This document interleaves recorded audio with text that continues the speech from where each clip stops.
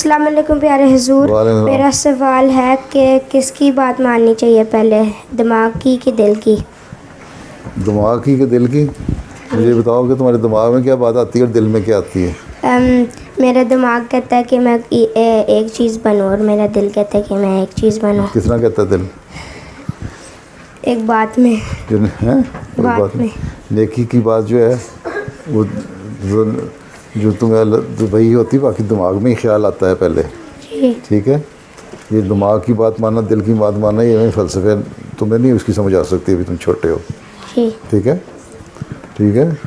یہ اللہ تعالیٰ وہی اتارتا ہے, دل میں اتارتا ہے, کس طرح بتاتا ہے وہ اور چیز ہے.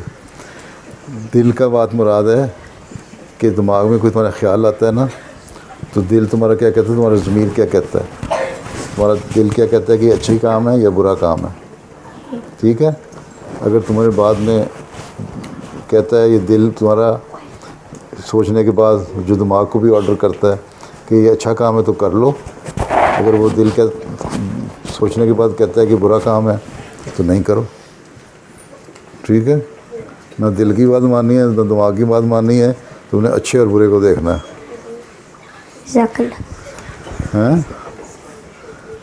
تو عقل جو ہے نا, یہ تو خود اندھی ہے, اگر نیر الہام نہ ہو تو ہمیں اس کی ابھی سمجھ آتی.